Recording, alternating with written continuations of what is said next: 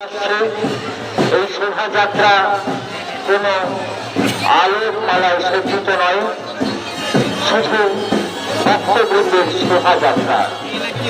মায়ের সঙ্গে রয়েছে অগণিত ভক্তবৃন্দ। সৈনিকরা পার হয়ে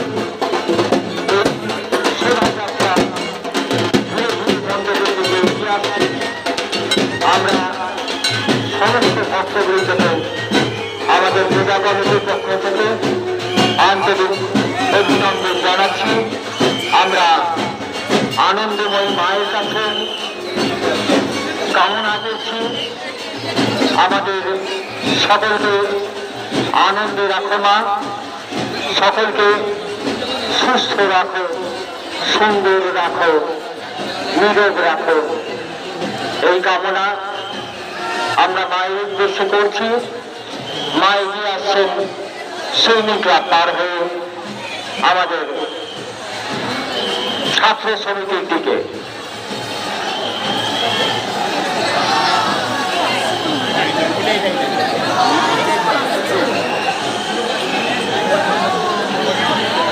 ভক্তবৃন্দের কাছে আমরা আবার অনুরোধ জানাচ্ছি,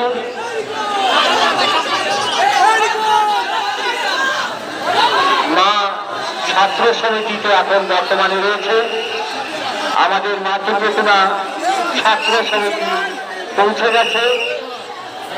আপনারা দয়া করে মাতৃঅঙ্গে ফুল বাতাসা ছুঁড়বেন না, কোনো কিছুই ছুঁড়বেন না।